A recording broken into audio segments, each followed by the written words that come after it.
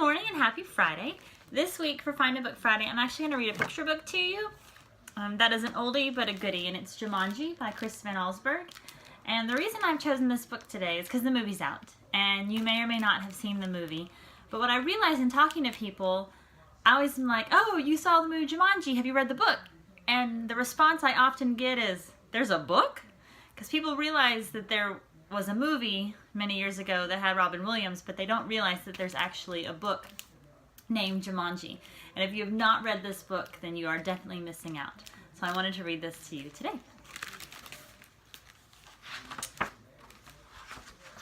And if you're not familiar with Van Allsburg, he's actually the author who wrote Polar Express and some other things. So he's one of my favorites. You should definitely read more of his work. Now remember, Mother said, your father and I are bringing some guests by after the opera, so please keep the house neat. Quite so, added Father, tucking his scarf inside his coat. Mother peered into the hall mirror and carefully pinned her hat in place, then knelt and kissed both children goodbye. You can kind of tell a little bit about the time period or the setting, and this might be something that your students are unfamiliar with, so it'd be a good conversation point. When the front door closed, Judy and Peter giggled with delight. They took all the toys out of their toy chest and made a terrible mess. But their laughter slowly turned to silence, till finally Peter slouched into a chair. You know what? He said. I'm really bored. Me too, sighed Judy. Why don't we go outside and play?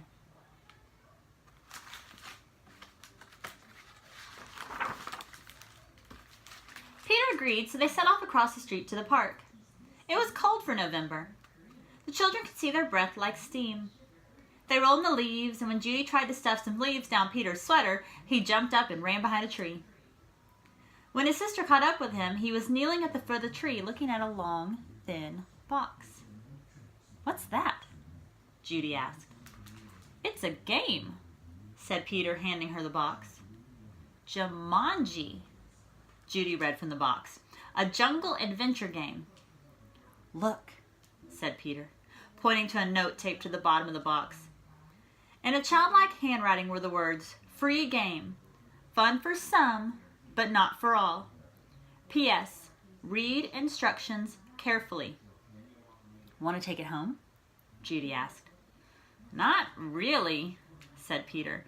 I'm sure somebody left it here because it's so boring. Oh, come on, protested Judy. Let's give it a try. Race you home. And off she ran with Peter at her heels.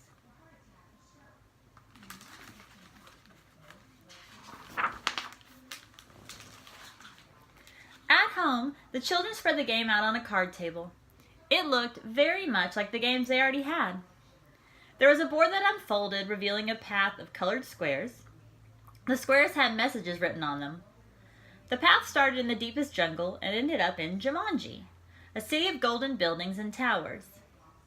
Peter began to shake the dice and play with the other pieces that were in the box. Put those down and listen, said Judy. I'm going to read the instructions.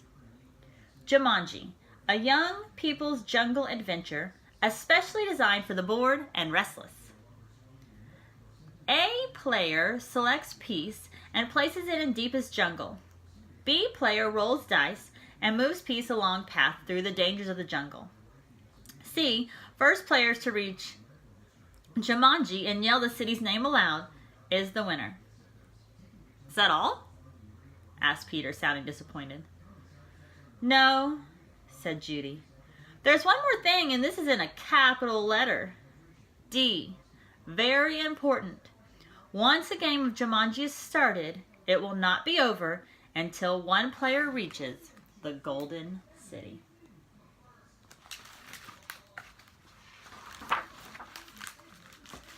Oh, big deal, said Peter, who gave a bored yawn. Here, said Judy, handing her brother the dice. You go first. Peter carefully dropped the dice from his hand. 7, said Judy. Peter moved his piece to the 7th square.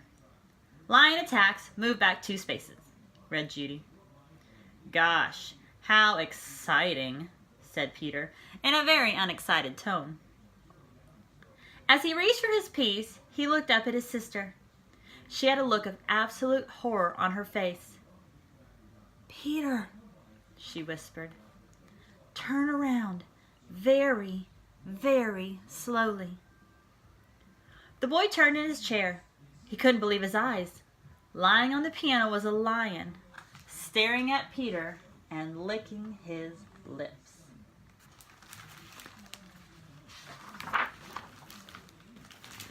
The lion roared so loud it knocked Peter right off his chair.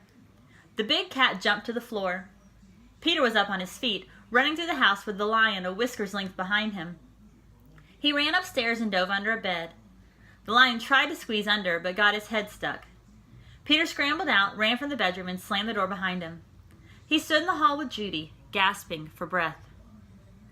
"I don't think," said Peter in between gasps of air, "that I want to play this game anymore." "But we have to," said Judy as she helped Peter back downstairs. "I'm sure that's what the instructions mean. That line won't go away till one of us wins the game."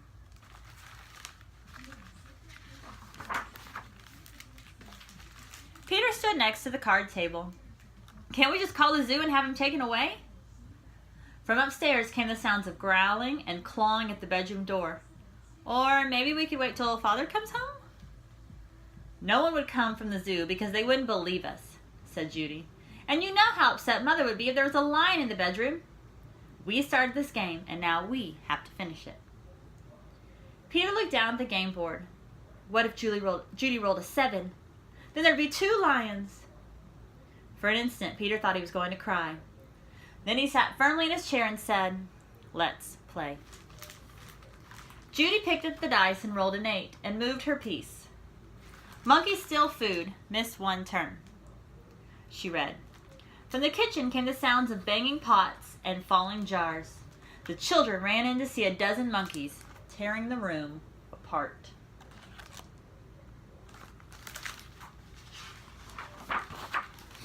"Oh boy," said Peter. "This would upset Mother even more than the lion." "Quick," said Judy. "Back to the game." Peter took his turn. Thank heavens, he landed on a blank space. He rolled again. Monsoon season begins. Lose 1 turn. Little raindrops began to fall in the living room. Then a roll of thunder shook the walls and scared the monkeys out of the kitchen. The rain began to fall in buckets as Judy took the dice.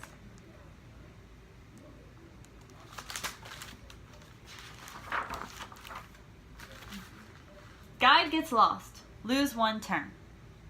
The rain suddenly stopped. The children turned to see a man hunched over a map. "Oh dear," I say. "Spot of bad luck now," he mumbled. "Perhaps a left turn here, then. No, a right turn here. Yes, absolutely. I think a right turn, or maybe..." "Excuse me," said Judy. But the guide just ignored her. "Around here, then over. No, over here and around this. Yes, good. But then, Judy shrugged her shoulders and handed the dice to Peter.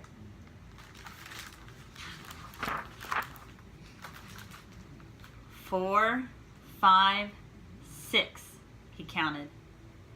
"Bitten by tsetse fly. Contract sleeping sickness. Lose 1 turn." Judy heard a faint buzzing noise and watched a small insect land on Peter's nose. Peter lifted his hand to brush the bug away, but then stopped, gave a tremendous yawn, and fell sound asleep, his head on the table. Peter, wake up!" cried Judy. But it was no use. She grabbed the dice and moved to a blank. She rolled again and waited in amazement. Rhinoceros stampede, go back 2 spaces. As fast as he had fallen asleep, Peter awoke. Together they listened to a rumble in the hallway. It grew louder and louder. Suddenly, a herd of rhinos charged through the living room and into the dining room, crushing all the furniture in their path. Peter and Judy covered their ears as sounds of splintering wood and breaking china filled the house.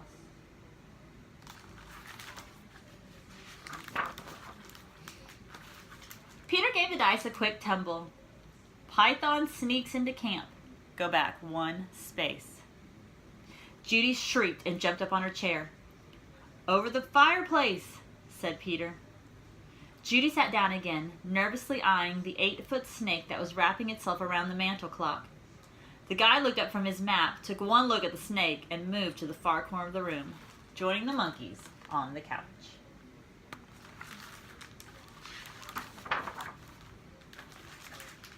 Judy took her turn and landed on a blank space. Her brother took the dice and rolled a 3. Oh no, he moaned. Volcano erupts. Go back 3 spaces. The room became warm and started to shake a little. Molten lava poured from the fireplace opening. It hit the water on the floor and the room filled with steam.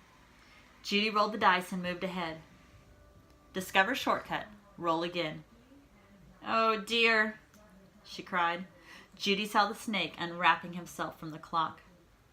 If you roll a 12, you can get out of the jungle, said Peter.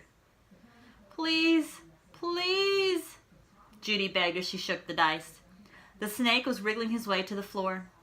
She dropped the dice from her hand, 1 6, then another. Judy grabbed her piece and slammed it to the board. Jumanji! She yelled as loud as she could.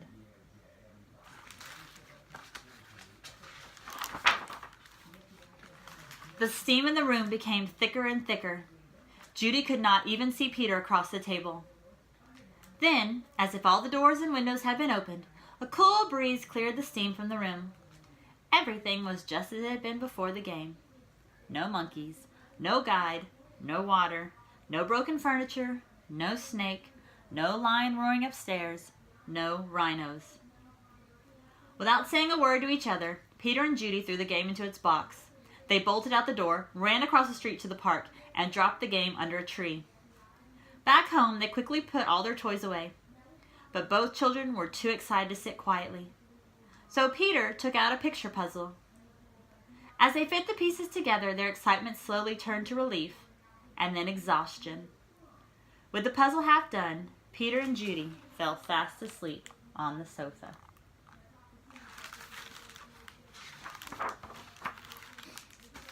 Wake up, dears, Mother's voice called. Judy opened her eyes. Mother and Father had returned and their guests were arriving. Judy gave Peter a nudge to wake him up. Yawning and stretching, they got to their feet. Mother introduced them to some of the guests, then asked, "Did you have an exciting afternoon?" "Oh, yes," said Peter. "We had a flood, a stampede, a volcano. I got sleeping sickness and..." Peter was interrupted by the adults' laughter. "Well," said Mother, "I think you both got sleeping sickness. Why don't you go upstairs and put your pajamas on? Then you can finish your puzzle and have some dinner."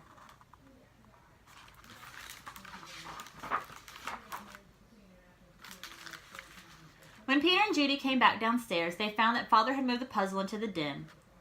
While the children were working on it, one of the guests, Mrs. Budwig, brought them a tray of food. "Such a hard puzzle," she said to the children. "Daniel and Walter are always starting puzzles and never finishing them." Daniel and Walter were Mrs. Budwig's sons. They never read instructions either. "Oh well," said Mrs. Budwig, turning to rejoin the guests. "I guess they'll learn." Both children answered, "I hope so." But they weren't looking at Mrs. Budwig. They were looking out the window. 2 boys were running through the park. It was Danny and Walter Budwig, and Danny had a long, thin box under his arm. And that's the end of the book. So whether you've seen the movie or not, I always find the books better than the movie. So I hope you enjoyed Jumanji this morning. Have a great day, and I'll see you next week. Bye.